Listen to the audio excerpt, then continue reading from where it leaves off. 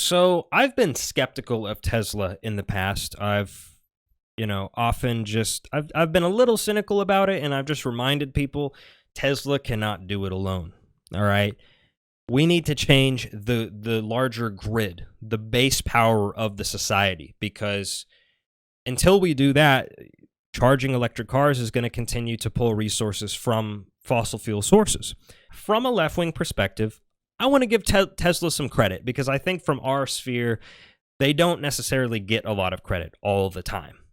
We often shit on them, and we're very cynical and skeptical of them, and you should be. For instance, there's been good data that if you buy a, very used car that is fuel efficient, then depending on how long you plan to use it, you could end up using less net emissions than buying a brand new electric vehicle and a brand new Tesla, for example. Now, that's not always true. I understand that. That's not always true. It depends what state you live in and to what degree the electrical grid that you are using is pulling resources from renewables. So it does depend, right? I'm not saying this outright. And again, it is not uniformly Tesla's fault. It is primarily the fact that we do not have base power that is powered by renewables, okay? And I'm also one of those people, I support, if it helps us get there, I support nuclear, okay? I break with Bernie on that, and Bernie is obviously who I'm voting for in 2020, but I do think that nuclear is not all bad, okay? I'm willing to have that conversation, abso-fucking-lutely. But yesterday, Tesla posted a long thread on Twitter, and they addressed many of the criticisms, and I think they did it fairly cogently, and they provided a lot of information, some of which had slipped my purview up till now. Some of it brings us to some interesting talking points, and this video is going to be kind of all over the place. We're going to talk about self-automated cars. We're going to talk about, obviously, climate change and the ways to solve this crisis, and we're also going to talk about a little bit about open source because that's an issue that I'm very fond of. So firstly, let's go ahead and go over to my browsing. I've been looking over this Tesla impact report. This is their 2018 impact report, which kind of outlines all of their energy usage, different issues that they're trying to address within the company, etc. And I want to look specifically at the automated car aspect. I think I went right past it. Here we go. So this is some interesting data. If you're willing to believe their own published data, and I think there's probably little reason for them to lie about this. If you think that they have or find any evidence as to that being the case, please write me. Leave a comment below. I'm going to be starting a Discord server soon. That's a good place to leave feedback because I will be checking that routinely. So just keep checking the description for that Discord link. I will post it when it is complete. So talking about self-driving cars, a lot of people think, and I do agree with this, that in the future, most of the driving will be done by AI. And humans, you could even see governments banning humans driving cars because, keep it real, humans are pretty fucking bad at that. I don't know if you've driven on the roads recently. I don't know if you've had any of these experiences that I've had on the roads, but humans are pretty fucking bad at it. They're pretty dangerous, pretty reckless on the roads. And I think it makes sense for AI overall to replace us. I'm willing to hear arguments against banning humans driving, but I think it makes sense. I mean, future-wise, thinking about in the future, it makes sense. And Tesla's already got some pretty convincing data that is pushing me in that direction because, according to Tesla's vehicle safety reports, in Q1 of 2019, they registered one accident for every 2.87 million miles driven by autopilot in a Tesla, whereas Teslas piloted by humans had an accident for every 1.76 million miles driven. So that's coming up on a 2-to-1 ratio.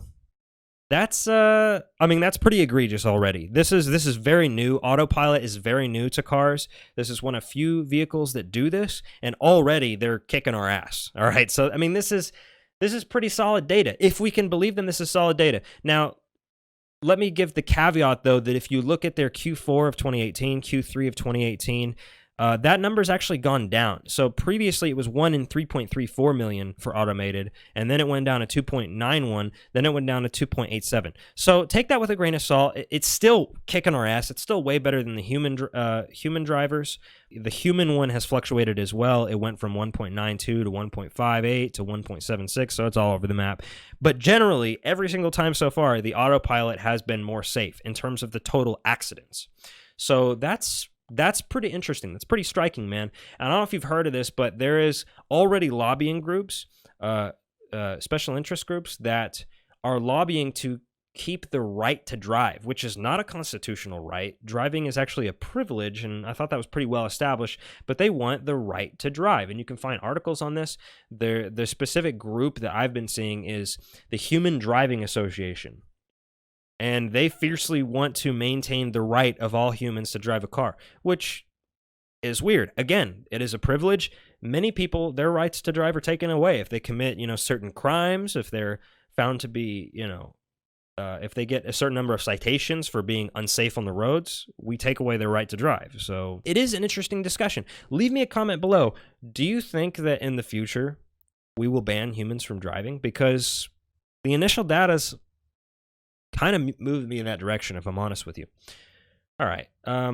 Now, the next thing I want to address is that, again, going back to the beginning, there's been some data that buying a very used car that is fuel efficient is better than buying a newly manufactured electric car, where there's all these emissions that go into the production of the electric car and also into the, whenever the battery goes bad, what do you do with it? You have to repurpose it, you have to recycle or something. So there's a lot of things that go into electric cars that could be causing other emissions that are not necessarily counted into it. And it looks like if you buy a new Tesla, over the lifespan, it will net save emissions compared to buying a new gas car, obviously. But if you buy an old, used, fuel-efficient gas car, and you're only planning to use it for so many thousand miles, as of now, with our grid being partially dirty, it could factor in that you would net save emissions doing that rather than buying a newly manufactured car. So, and they did address this. There's a good article that they posted. You can read it if you want. Here we go. Enough with the electric cars pollute. More bullshit already. This made some very cogent points that was posted in that thread, and I found it to be pretty interesting, pretty good read. And I don't know what his affiliation is. I don't know if this is a skewed article. It didn't come off that way to me, but ultimately there are some good arguments that even if you're gonna buy a new car, surely then yeah, an electric car, if you can afford it, can net save emissions. And it's only going to get better with the amount of the grid that becomes renewable. And like I said, some states already have pretty solid renewable numbers. So if you're pulling from those states' grid, could be a decent decision. Again, if you have the money. These cars are pretty fucking expensive still. So my thing with this is, and Tesla has said, and to their credit, in this thread, they reminded people, we can't do this alone. All right? This needs to be a society-wide thing. This is something that, as someone who comes from very anarchist principles, I think that this is one of those areas where a centralized approach is pretty much required, right? We need to subsidize the shit out of this technology. We need to subsidize solar roofing. We need to subsidize air. We need to subsidize hydroelectric. We need to subsidize basically all of these means. I would say nuclear. Again, nuclear is pretty solid. It does have certain concerns, but overall, certainly in a transitionary period, it's a lot better than coal. It's a lot better than even natural gas and things like that. So, we need to change the grid. Tesla cannot do it alone, and it's going to take large-scale social engineering. It's going to take large-scale pooling of public resources and, yes, subsidies. The government needs to take a front seat on this. Now, people debate this with me day in and day out, but at this point, we're vastly out of time, okay? The time to act on this was 20, 30 years ago or more. So let's kick our asses in gear on that. I'm going to give Tesla credit on that because they did repeatedly voice these concerns. And going into the next point that I want to make, Tesla has made their patents public, okay? This is something I would like to see expanded. Now, to their credit, in this article that was apparently written by Elon Musk, to their credit, they kind of dunk on patents to an extent in these later paragraphs. Open source, I think, is the next frontier, and I think open source increasingly needs to be the standard for these things, because one company finding the answer to climate change, for example, or finding the answer to making renewable technologies cheap and accessible, they cannot hoard this information. And Tesla that's a pretty substantial step. I want to give them massive credit for doing this, because this is a substantial step. Most companies have not followed their lead on electric cars, and they need to. And perhaps this will change that. Perhaps this will incentivize these companies to start taking the stuff we already know and advancing it forward. And I think open source ultimately is where we need to go for addressing many of these things. I think we need to share this information across borders. This is a global issue. This is not an American issue. This is not a Chinese issue. And we need to reform copyright laws. Okay? I know that many of you, if you run YouTube channels or if you followed YouTube channels that have had these issues, have seen how copyright law can very effectively be used to squash speech on this platform, to squash people who are just, they're just using a few seconds of a clip. They're just using they're talking about someone else's clip, and that person doesn't like it, so they come and they file a takedown notice against you and say, okay, you're taking my content, even though it's educational, even though it's addressing their points, even though it is in the spirit of fair use. And we have a clause of fair use, which is supposed to be protected, and it's just not observed on many of these platforms. We need to make fair use. We need to go further with fair use, and we need to really lay out what that constitutes. And I think, for example, whenever people copyright a certain material, what is it right now? 70 years you have to wait for that to enter the public domain? Okay, no, that has to stop. That bullshit has to stop. Let's take that down to, 10 years? 10 years? Does that seem fair? 5 years? Whenever it's an advancement, pills, for example. You should not be able to copyright pills. You should not be able to copyright seeds. And when it comes to food and genetic resources for food, these things should not be on the table. All right. So I want to go further with copyright law. I want serious and comprehensive copyright reform, and I'd love to make a whole video on that. I probably will. But these are just some things that I want to give Tesla massive credit on, because in the past I haven't always given them credit. I think oftentimes we on the left are very skeptical, like I've said, and cynical of Elon Musk, and I'm skeptical of Elon Musk as well. But Tesla has moved the conversation forward at the very least.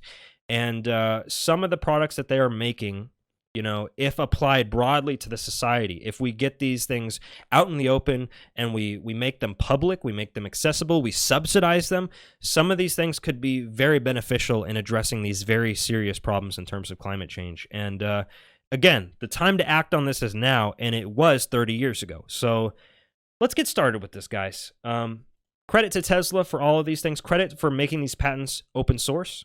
And I encourage other companies to go open source, and open source needs to be basically the standard. It needs to be the global standard. And with the internet at everybody's fingertips, there's never been a better time for that. All right? I'm not saying we open source nuclear arms, but come on. Plants, pills, solar technology, infrastructure. Yeah, I'm definitely there.